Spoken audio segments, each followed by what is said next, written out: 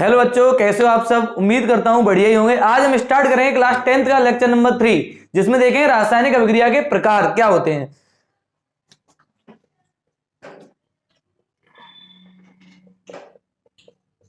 वियोजन अभिक्रिया।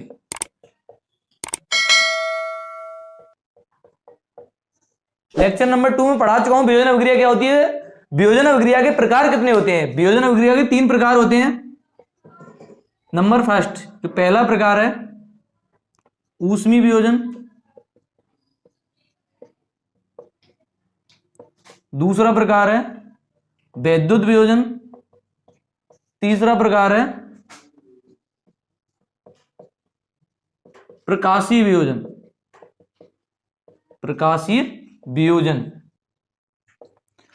जो ऊष्मीय वियोजन होता है, ऊष्मीय वियोजन में क्या होता है, जैसे ऊष्मा प्रवाहित की जाती है। जैसे मान लो किसी भी रासायनिक अभिक्रिया को ऊष्मा की जरूरत होती है, या जिसमें से ऊष्मा जैसे जरूरत है तो हम उसे क्या कहते हैं, ऊष्मा शोषी। जिसमें से ऊष्मा बाहर निकलेगी उसे क्या कहते हैं, ऊष्मा क्षेपी।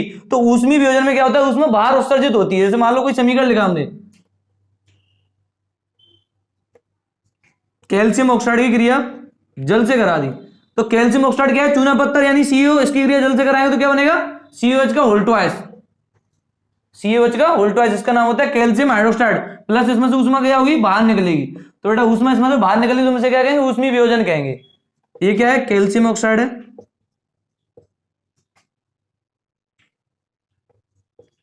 कैल्शियम ऑक्साइड, इसे क्या कहते हैं, चूना पत्थर। उसकी क्रिया कैसे करा रहे हैं, जल। जल क्या है, मतलब H2। अगर हम इसकी क्रिया कराएंगे तो ये क्या करेगा, कैल्शियम हाइड्रोक्साइड बनाएगा। कैल्शियम हाइड्रोक्साइड, कैल्शियम हाइड्रोक्साइड क्या होता है, COH का होल ट्वाइस। ठीक है। जो दूसरा प्रकार है वो क्या है, वैद्युत वियोजन। वैद्युत वियोजन, नाम से पता चल रहा है कि वैद्युत वियोजन क्या होता है, यानी विद्युत धारा प्रवाहित करने पर जो भी वियोजन होगा उसे हम क्या कहेंगे, वैद्युत वियोजन कहेंगे। मतलब किसी भी रासायनिक अभिक्रिया में वैद्युत धारा प्रवाहित की जाए उसे हम वियोजन को क्या कहेंगे, वैद्युत वियोजन कहते हैं। विद्युत धारा प्रवाहित होने के कारण होने वाले वियोजन, होने वाले वियोजन को क्या कहेंगे, वैद्युत वियोजन। वैद्युत वियोजन कहते हैं। देखो, विद्युत धारा प्रवाहित की जाएगी तो इससे जो भी वियोजन होगा इसमें उसे हम क्या कहेंगे, वैद्युत वियोजन होगा। तो वियोजन का मतलब क्या है, चीजों को तोड़ना है, यानी अपघटित करना। जिसके मान लो एक पदार्थ के कई टुकड़े कर दो उसे हम क्या कहते हैं, वियोजन कहते हैं। इसे अपघटन अभिक्रिया भी कह सकते हैं। जैसे मान लो इसमें जो विद्युत वियोजन होता है वो कैसे होता है, जल। जल यानी H2 है, इसका जो इसे हम क्या बोलते हैं, लिक्विड है। ठीक है। अगर हम इसका विद्युत धारा प्रवाहित कर दें, इसमें विद्युत धारा, अगर इसमें विद्युत धारा प्रवाहित की जाएगी तो जो H2 है जल का फॉर्मूला, इसको हम तोड़ें तो इसमें से क्या निकलेगा, हाइड्रोजन गैस अलग हो जाएगी और ऑक्सीजन गैस अलग हो जाएगी, O2। तो जो हाइड्रोजन गैस है और ये ऑक्सीजन गैस है, अगर हमें अभिक्रिया बैलेंस करनी है तो यहाँ कितने हाइड्रोजन है, 2। यहां भी कितने, 2 है, क्योंकि ये क्या अपने लिए अभिकारक है, इसमें से टूट के बन रहा है। जो बन रहा है वो क्या है, उत्पाद है। लेकिन यहाँ ऑक्सीजन 1 है, यहाँ ऑक्सीजन कितने हैं, 2 है। अगर मैं मान लो मैं इसमें 2 का गुणा कर दूं तो हाइड्रोजन कितने होगा, 2 दूनी 4। यहां भी कितने करना पड़ेगा, 2 का। तो ये ऐसे हम अभिक्रिया को बैलेंस कर सकते हैं, यानी संतुलित रासायनिक समीकरण कहते हैं। ठीक है। तो विद्युत धारा प्रवाहित होने के कारण जो हो रहा है वियोजन उसे हम क्या कह रहे हैं, विद्युत वियोजन कह रहे हैं। तीसरा जो प्रकार है उसका क्या है, प्रकाशीय वियोजन।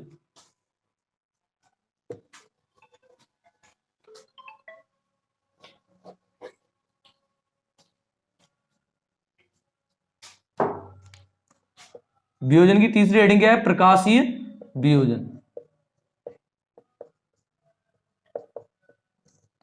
वैद्युत वियोजन में क्या हो रही थी, विद्युत धारा प्रवाहित की जा रही थी। और प्रकाशीय वियोजन में क्या होगा, प्रकाश की उपस्थिति में करना है। ठीक है। मान लो सूर्य के प्रकाश, सूर्य के प्रकाश की उपस्थिति, सूर्य के प्रकाश की उपस्थिति में होने वाले वियोजन को, सूर्य के प्रकाश की उपस्थिति में होने वाले वियोजन को क्या कहते हैं, प्रकाशीय वियोजन कहते हैं। प्रकाशीय वियोजन कहते हैं।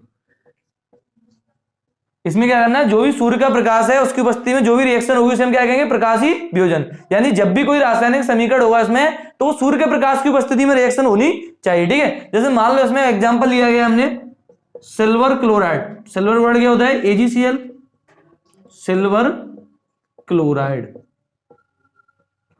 अब हम सिल्वर क्लोराइड का क्या करेंगे, वियोजन। वियोजन मतलब, वियोजन का मतलब होता है क्या, तोड़ना। जैसे मान लो मेरे पास कोई भी चीज है, उसे अगर मैं उसके कई भाग कर दूं, 2 कर दूं या 3 कर दूं, उसके तोड़ दूं मैं छोटे छोटे भागों में, उसे हम क्या कहते हैं, वियोजन कहते हैं।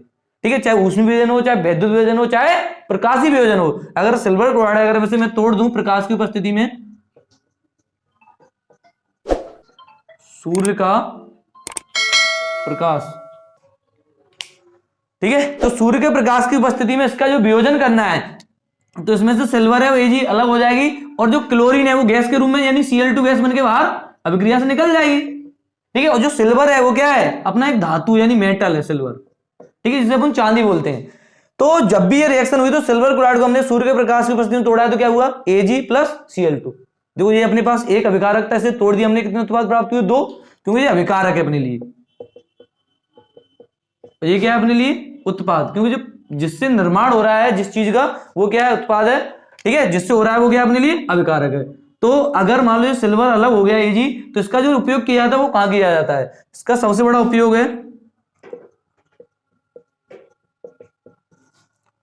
सिल्वर क्लोराइड में से। जैसे मान लो हमने सूर्य का प्रकाश लिया, इसकी उपस्थिति में से तोड़ा है, तो क्या हुआ, Ag plus chlorine Cl2 gas इसमें से निकली। पहले अगर हमें मान लो अभिक्रिया बैलेंस करनी है, तो यहाँ अपने पास क्लोरीन कितनी है, 2 है, यहाँ कितना है, 1 है, तो उसमें 2 का गुणा कर दें तो 2 Ag यहाँ हो जाएंगे। ठीक है, अभिक्रिया बैलेंस होगी। अब जो इसका उपयोग किया था वो कहां किया था, श्वेत फोटोग्राफी में।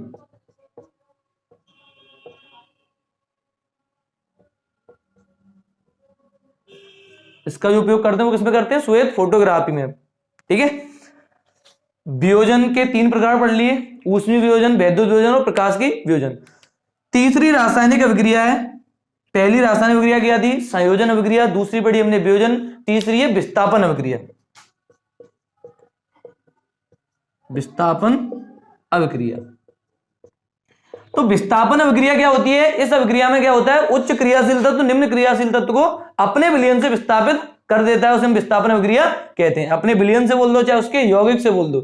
ठीक है, तो जो उच्च क्रियाशील तत्व है वो निम्न को हटा देगा, तो उसे हम क्या कहेंगे, विस्थापन। विस्थापन मतलब क्या है, चीजों को हटाना है। जैसे मान लो परिभाषा लिखें तो इस अभिक्रिया में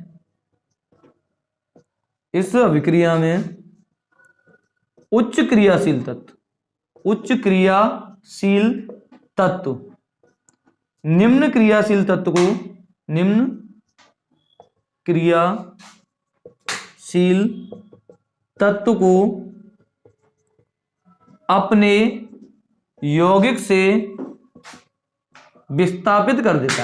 यौगिक से विस्थापित कर देता है।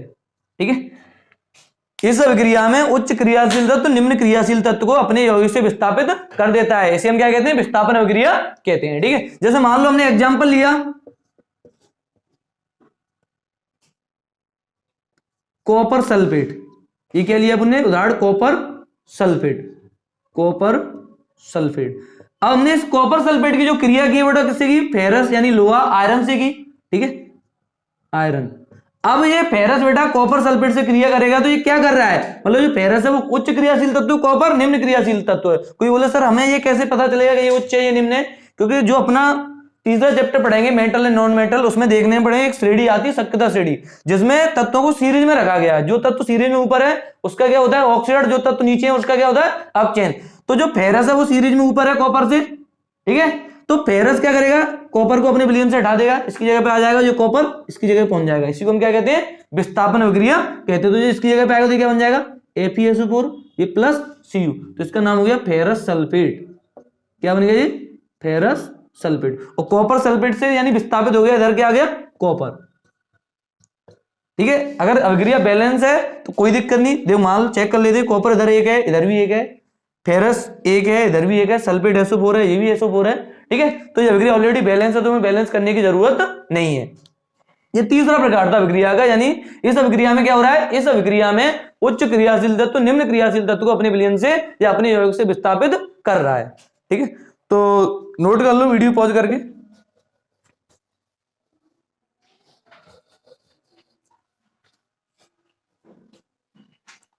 अगला प्रकार है रासायनिक अभिक्रिया का द्विविस्थापन। द्विविस्थापन, द्विविस्थापन अभिक्रिया। अभी हमने क्या पढ़ा? विस्थापन। अब क्या है? द्विविस्थापन। इसका मतलब भी क्या है? हटाना ही है। अब कैसे हटाना है इसमें सोचना है। जैसे मान लो द्विविस्थापन का मतलब क्या है? दो चीजें हटानी इसमें, ठीक है। जैसे द्विविस्थापन होगा तो अभी क्या हो रहा था, जैसे सिंगल एलिमेंट किसी भी यौगिक से उसे हटा रहा था, अब क्या होगा? दोनों ही हमें यौगिक लेने पड़ेंगे, उनके बीच में आयनों का आदान प्रदान होगा, या हम ये बोले तो अभिकारकों के बीच में आयनों का आदान प्रदान होगा। ऐसी अभिक्रिया को हम द्विविस्थापन अभिक्रिया कहते हैं। तो इस अभिक्रिया में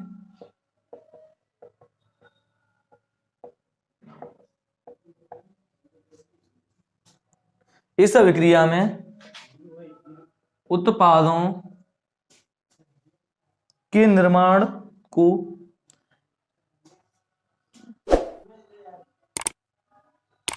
उत्पादों के निर्माण के दो यौगिकों के बीच आयनों का आदान प्रदान होता है, आदान प्रदान होता है, ठीक है। इस अभिक्रिया में उत्पादों के निर्माण के दो यौगिकों के बीच आयनों का आदान प्रदान होता है, इसे हम क्या कहते हैं? द्विविस्थापन अभिक्रिया कहते हैं, ठीक है। जैसे मान लो जब भी हम इसमें विस्थापन कराएंगे तो इसमें क्या कर लेना है? हमें दोनों यौगिक लेने हैं। उसमें क्या हो रहा था विस्थापन में? एक यौगिक था, एक अपने पास क्या थी? कोई धातु, ठीक है, जो दूसरे को हटा रही थी। क्यों हटा रही थी? क्योंकि वो उच्च क्रियाशील थी, और वो कौन सा था जो हट रहा था? वो निम्न क्रियाशील था। ऐसे इसमें होगा, पर लेकिन यहां बेटा में दोनों क्या लेने हैं? यौगिक लेने हैं। जैसे मान लो हमने ली रिएक्शन, सोडियम सल्फेट लिया। क्या लिया हमने? Sodium sulphate. तो सोडियम सल्फेट क्या होता है? Na2SO4 होता है। सोडियम सल्फेट क्या है? Na2SO4। इसकी जो क्रिया करा दी वो करा दी बेरियम क्लोराइड से। किससे करा दी? बेरियम क्लोराइड से। जो क्रिया हमने कराई सोडियम सल्फेट की बेरियम क्लोराइड से, ये आपस में ये दोनों क्रिया कर रहे हैं, तो ये कौन है? अभिकारक है। तो जो भी चीज आपस में क्रिया करे वो क्या अपने लिए? अभिकारक, और जिसका क्रिया करके निर्माण होगा वो क्या होगा? अपने लिए उत्पाद होगा, ठीक है। तो ये आपस में क्रिया कर रहे हैं, तो बेरियम किसकी जगह पे आ जाएगा? सोडियम की जगह पे। सोडियम किसी जगह कौन जाएगा? बेरियम की जगह पे। तो ये दोनों यौगिकों के बीच हो रहा है। जब भी दोनों यौगिकों के बीच आयनों का आदान प्रदान होगा तो हम ऐसी अभिक्रिया को क्या कहेंगे? द्विविस्थापन अभिक्रिया। तो जैसे ही इसके पास जाएगा तो ये क्या बन जाएगा? बेरियम सल्फेट यानी BaSO4 प्लस ये सोडियम इसके पास पहुंच जाएगा तो ये क्या बन जाएगा? NaCl, ठीक है। रिएक्शन बैलेंस करनी तो दो सोडियम है, दो का यहां मल्टीप्लाई कर दो तो अभिक्रिया बराबर हो जाएगी। इसे हम क्या कहते हैं? संतुलित रासायनिक समीकरण। अब लेकिन जो इसकी जगह पे आए तो ये मान लो BaSO4 बना था, क्योंकि यहां दो सोडियम ले रहे थे हम। अगर हम रिएक्शन देखें तो Ba पर आवेश कितना होता है? +2। सल्फेट पर कितना होता है? -2। अगर हम दोनों का रेशियो लें तो इसका गुणांक कितना है? 2। इसका भी गुणांक कितना है? 2। 2 से 2 कट गया, यहाँ क्या है? 1 और 1, तो इसका गुणांक ये तो क्या बन गया? BaSO4। इसे बोलते हैं बेरियम सल्फेट। और ये क्या अपने लिए? नमक यानी सोडियम क्लोराइड। ऐसे रिएक्शन आपस में क्रिया करके हो रही है तो हम इसे क्या कहेंगे? द्विविस्थापन अभिक्रिया कहते हैं। पांचवा प्रकार है उपचयन एवं अपचयन। उपचयन एवं अपचयन, ठीक है। उपचयन एवं अपचयन यानी उपचयन अलग है, अपचयन अलग है। दोनों अलग अलग रिएक्शन है। जैसे मान लो 5.1 ली हमने, उपचयन अभिक्रिया। उपचयन, उपचयन का दूसरा नाम भी है ऑक्सीकरण। ऑक्सीकरण अभिक्रिया। जो उपचयन है उसे हम क्या कर रहे हैं? ऑक्सीकरण अभिक्रिया। क्योंकि देखो ऑक्सीकरण अभिक्रिया में क्या होता है? वैसे अभी तक हमने ये पढ़ा है, जिस अभिक्रिया में मान लो ऑक्सीजन की वृद्धि होती है बेटा, वो क्या होती है? ऑक्सीकरण अभिक्रिया कहलाती है। तो जब देखो ऑक्सीजन की वृद्धि हो रही है तो कोई चीज इसमें कमी तो हो रही होगी। ऑक्सीजन यानी ऑक्सीकरण अभिक्रिया में ऑक्सीजन की वृद्धि होती है लेकिन हाइड्रोजन की कमी होती है, तो हम इसे क्या कहते हैं? ऑक्सीकरण अभिक्रिया कहते हैं। या हम दूसरे तरीके से भी देखेंगे, मान लो जिस अभिक्रिया में आवेश की वृद्धि हो उसे हम ऑक्सीकरण अभिक्रिया भी कहते हैं, ठीक है। तो जैसे मान लो मैं परिभाषा बता रहा हूं, सिर्फ अभी उपचयन बता रहा हूं क्या होता है ऑक्सीकरण। तो इस अभिक्रिया में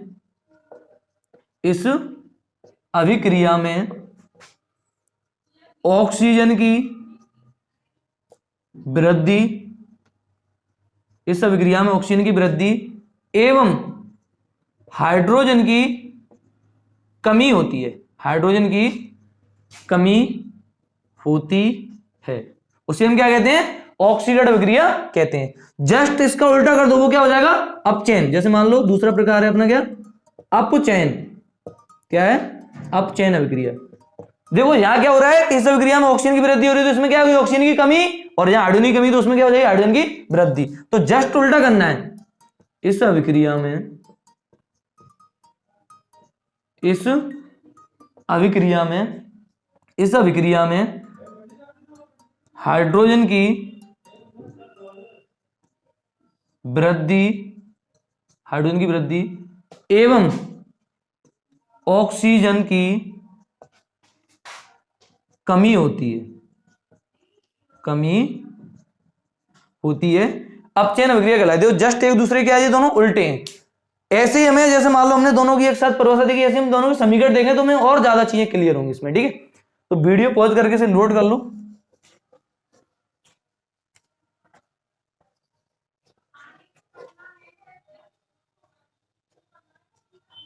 देखते हैं क्या होता है। जैसे हमने पढ़ा उपचयन, उपचयन का मतलब क्या था, ऑक्सीकरण, ठीक है। जैसे मान लो हमने इसमें रिएक्शन ली, हमने बेटा जैसे मान लो कार्बनिक क्रिया ऑक्सीजन गैस से करा दी, यानी जो अपना कार्बन है वो क्या है, सी, इसकी क्रिया हमने किससे कराई, ऑक्सीजन से, तो क्या बनेगा यहाँ CO2, कार्बन प्लस O2 यानी क्या बन गया ये CO2, ठीक है। कार्बन की अवस्था पता करना है, तो कार्बन की अवस्था कैसी होती है, सॉलिड यानी ठोस अवस्था में। ऑक्सीजन ये क्या है, गैस है, तो ये भी क्या है, गैस है, ठीक है। जो क्रिया कराई तो उसका निर्माण हुआ carbon dioxide, carbon dioxide gas, ठीक है। तो इस अभिक्रिया में क्या हुआ, कार्बन के साथ तुम यहां चेक करोगे तो ये कार्बन साथ, कार्बन अकेला, इसके साथ कोई ऑक्सीजन नहीं है। यहां देखो कार्बन के साथ कितने ऑक्सीजन, 2, यहां कुछ भी नहीं है, यहां 2 है, तो मतलब यहां देखो वृद्धि ऑक्सीजन की, तो मैंने यही तो बोला था, ऑक्सीजन की वृद्धि होती है। या हम हाइड्रोजन के संबंध में देखते तो हाइड्रोजन की क्या होगी, इसमें कमी, तो हम इसे क्या कहेंगे, ऑक्सीडेटिव अभिक्रिया कहते हैं। लेकिन हम दूसरे तरीके से भी चेक कर सकते हैं, यानी ऑक्सीडेटिव अभिक्रिया वह अभिक्रिया होती है इसमें आवेश की वृद्धि होती है साथ साथ, मतलब जब भी ऑक्सीजन बढ़ेगा तो ऑक्सीजन पर आवेश तो है यार -2, तो आवेश भी तो बढ़ रहा है, आवेश बढ़ रहा है तो हम कह सकते हैं कि आवेश की वृद्धि होती है, उसे हम ऑक्सीडेटिव अभिक्रिया कहते हैं, ठीक है। तो जैसे मान लो आवेश के अनुसार देखें तो ऑक्सीजन पर यानी कार्बन अकेला है, तो इस पर कोई भी सिंगल एलिमेंट हो तो हम उसे क्या मानते हो, उदासीन परमाणु है, तो कार्बन पे आवेश कितना हो गया, 0। यहाँ कार्बन पे आवेश चेक करें तो मान लो किसी को नहीं पता, सर हमें नहीं पता कैसे निकालते हैं, तो जिसका आवेश निकालना उसे क्या मानना है बेटा, x प्लस कितने ऑक्सीजन है, 2, मल्टीप्लाई करें तो ऑक्सीजन का आवेश कितना होता है, -2 बराबर 0, तो x - 4 बराबर 0, तो x बराबर कितना आ गया, 4। तो यहां कार्बन पे 0 आवेश है, यहां कितना है, +4। देखो आवेश 0 से +4 बढ़ रहा है घट रहा है, आवेश 0 से प्लस पहुंच रहा है तो बढ़ रहा है, तो इसे हम क्या कर रहे हैं, ऑक्सीकरण। तो ऐसे भी हम पता कर सकते हैं ऑक्सीडेटिव अभिक्रिया क्या होती है, ठीक है। जैसे हमने अभी उल्टा बोला था कि जस्ट उपचयन का उल्टा क्या होता है, अपचयन। जैसे मान लो मैं इस अभिक्रिया को पलट दूं, जो CO2 गैस है इसका मैं वियोजन करा दूं तो C + O2 है, ठीक है। तो देखो यहां ऑक्सीजन कितने हैं, 2 है, यहां कार्बन अकेला है यानी कुछ भी नहीं है, तो ऑक्सीजन की कमी हुई, और कमी हुई तो ये क्या हुआ, अपचयन हुआ। या हम ऐसे देखें आवेश के अनुसार, यहाँ कार्बन पे कितना आवेश है, +4 है, यहाँ कितना है, 0। देखो +4 से 0 हो रहा है, यानी आवेश उल्टा कहां है, पीछे जा रहे हैं हम, और पीछे जा रहे हैं तो ये क्या है, अपचयन है।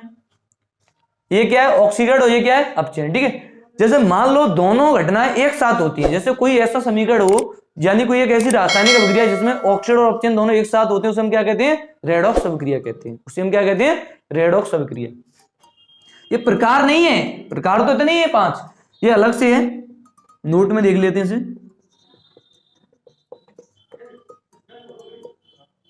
रेडॉक्स अभिक्रिया, देखो यानी कोई भी रासायनिक समीकरण हो सकता है इसके अंदर जिसमें ऑक्सीडेट और अपचयन दोनों एक साथ संभव घटना हो, तो हम कह सकते हैं रेडॉक्स अभिक्रिया है। वह रासायनिक समीकरण जिसमें ऑक्सीकरण एवं अपचयन दोनों एक साथ संभव हो, एक साथ संभव हो,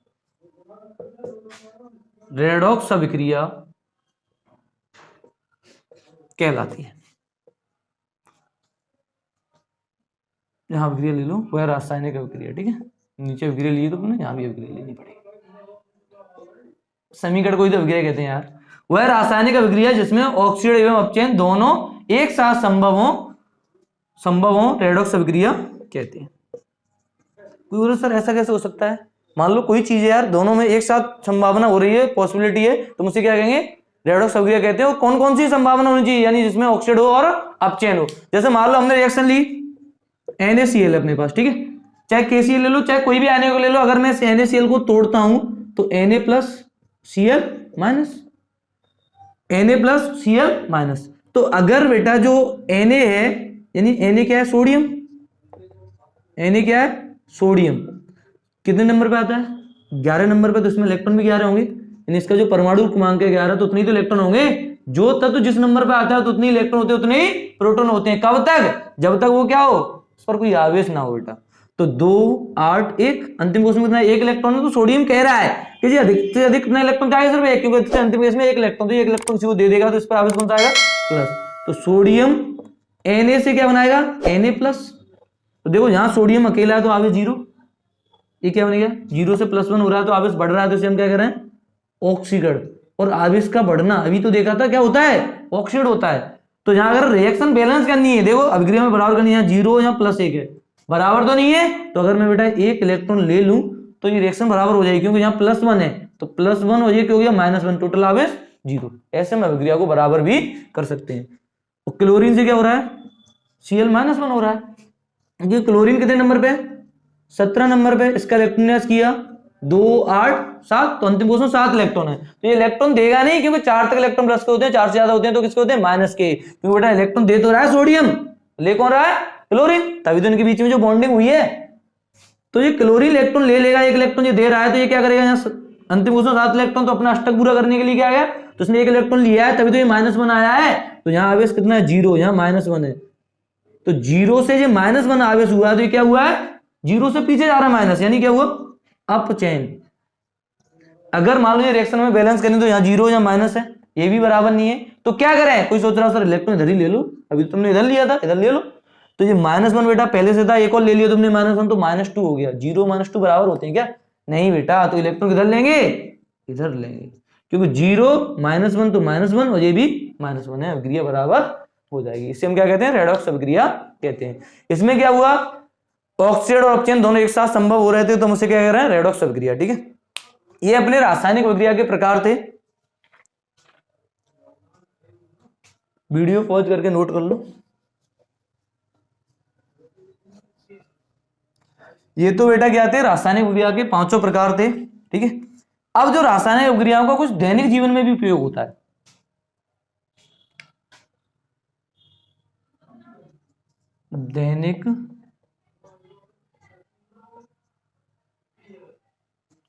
दैनिक जीवन में उपचयन अभिक्रिया, उपचयन मतलब ऑक्सीकरण, उपचयन अभिक्रिया के प्रकार। ठीक है, जगह प्रभाव समझ लो, प्रकार नहीं। ठीक है, तो दैनिक जीवन में क्या है? उपचयन अभिक्रिया के प्रभाव कौन कौन से होते हैं? ठीक है, जैसे मान लो संचारण की घटना होती है, एक विकृत घनता की घटना होती है, दोनों घटना क्या होती है? दैनिक जीवन में संभव है।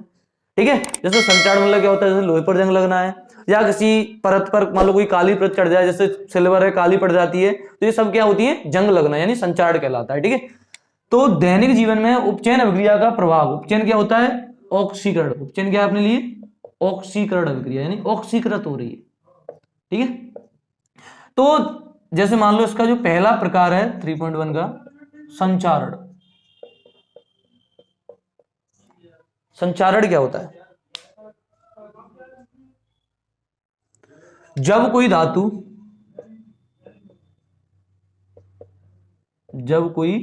देखो, जैसे संचारण क्या होता है? जैसे मान लो तुम्हारे कोई आसपास धातु डली हुई, कोई ना कोई लोहे की हो चाहे कुछ भी हो, अगर वो डली रहे, नमी और आर्द्रता संपर्क में आएगी, तो वो क्या होती है? धीरे धीरे संचरित होने लगती है। तो जो संचरित होने लगती है उसी प्रक्रिया को हम क्या कहते हैं? संचारण कहते हैं। जब कोई धातु आर्द्रता, पानी, वायु एवं नमी के संपर्क में आती है, नमी के संपर्क में आती है, जब कोई धातु आर्द्रता पानी वायु और नमी के संपर्क में आती है तो वह क्या होने लगती है, संचरित होने लगती है, तो वह संचरित होने लगती है, संचरित होने लगती है। इस प्रक्रिया को संचरित होने लगती है, इस प्रक्रिया को क्या कहते हैं, संचारण कहते हैं, संचारण कहते हैं। मान लो जब कोई धातु है अपने आसपास रखी हुई है, आर्द्रता एवं नमी के संपर्क में आती है तो वह क्या होने लगती है, संचरित होने लगती है, तो इस प्रक्रिया को संचारण कहते हैं। दैनिक जीवन में उपचयन अभिक्रिया के प्रभाव क्या होते हैं, जैसे मान लो हमने पहला टॉपिक लिया संचारण, तो संचारण क्या होता है, जब कोई धातु आर्द्रता पानी वायु एवं नमी के संपर्क में आती है तो वह संचरित होने लगती है, इस प्रक्रिया को हम क्या कहते हैं, संचारण कहते हैं। जैसे मतलब एग्जांपल क्या है, लोहे पर जंग लगना, लोहे पर जंग लगना, और भी एग्जांपल है चांदी, यानी चांदी क्या है, एजी पर काली परत, तांबे पर हरी परत। मान लो ये सारी प्रक्रियाएं क्या होती हैं, संचारण की कहलाती हैं, क्योंकि इनमें क्या होता है, जैसे जंग लग रही किसी में, जैसे किसी काली परत हो रही है, तो ये सब प्रक्रियाएं कौन सी है, संचारण होती हैं। अब इनके रोकने के उपाय भी हैं, जैसे मान लो रोकने के उपाय क्या होते हैं, रोकने के उपाय, जैसे मान लो लोहे पर जंग लग रही तो हम इसे क्या करेंगे, जैसे पेंट कर लो, पेंट करना, ग्रीस करना, ऑयल करना, या जिंक की परत चढ़ाना, ये सभी प्रकार के होते हैं, रोकने के होते हैं, ठीक है। जैसे पेंट कर दो या ग्रीस कर दो, जिंक की परत चढ़ाना, ये सारे रोकने के उपाय होते हैं, किसको, संचारण को। क्योंकि जैसे पेंट कर दो लोहे की जड़ पर तो क्या हो जाता है, उससे संचरित होने लगती, मतलब जो संचरित होने की प्रक्रिया थी वो रुक जाती है, या उसका टाइम और बढ़ जाता है। तो वीडियो पॉज करके नोट कर लो।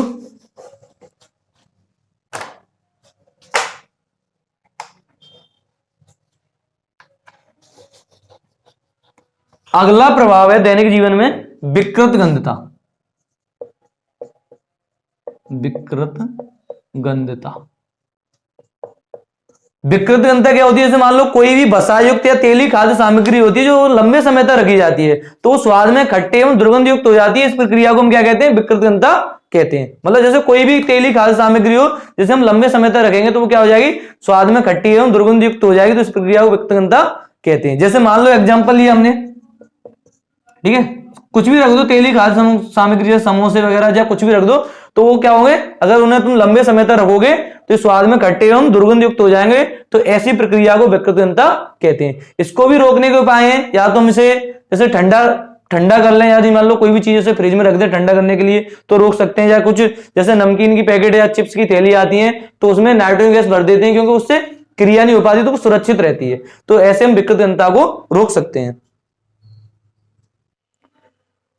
आज के लिए इतना ही, अगले लेक्चर में देखेंगे बाकी चीजें क्या होती है, इस पर सवाल भी करेंगे बहुत ज्यादा। अगर वीडियो पसंद आए तो उसे शेयर कीजिए, लाइक कीजिए, कमेंट कीजिए और सब्सक्राइब जरूर करें।